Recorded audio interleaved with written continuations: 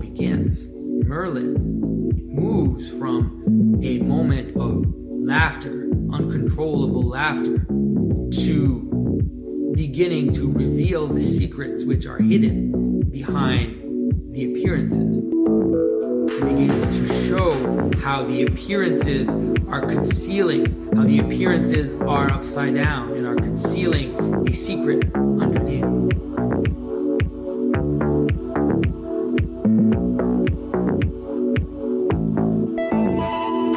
They don't understand that the monsters need to continue to exist on the margins, that you can't totally get rid of them, or that if you get rid of the monsters on the margins, there are bigger monsters behind them that you didn't know, but those little monsters were protecting you from. So you keep getting rid of those monsters, all you get are bigger monsters.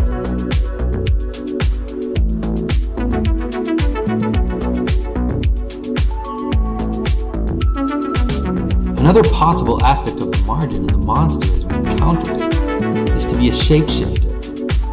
Shapeshifting, like hybridity, is the sign of the place where categories fall apart on the edge.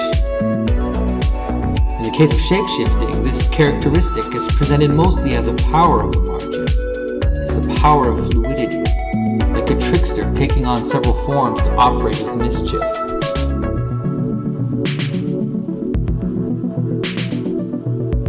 King is like, enough of these puzzles, enough of your puzzles, Merlin. Tell me straight out what is happening. As the world breaks down from unity, what ends up happening is there's a remanifestation of principalities which have, let's say, a mind of their own and that are leading towards fragmentation and towards chaos. And those will be what we call demons. Passions for power, our passions for sexual gratification, those passions represent themselves in different forms. One of the forms is cannibalism. Cannibalism is the ultimate image of devouring someone else in order to acquire power.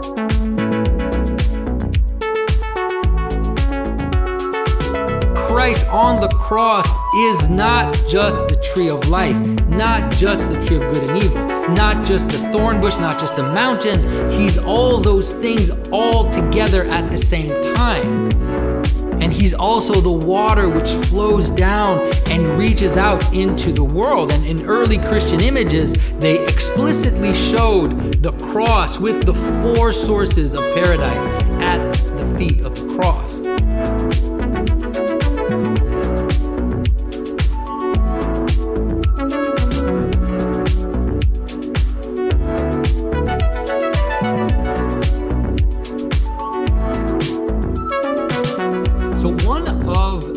Arguments we hear coming from the new type of atheist is, when I was a child, I believed in Santa Claus. When I was a child, I believed in the tooth fairy. But then one day I grew up and I realized that Santa Claus doesn't exist. I realized that the tooth fairy doesn't exist. And in the same manner, one day I grew up and I realized that God doesn't exist.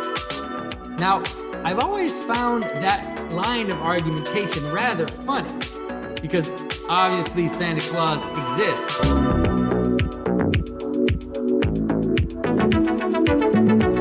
But of course, for the story to end well, silence becomes silencia, and she now becomes the queen and marries the king.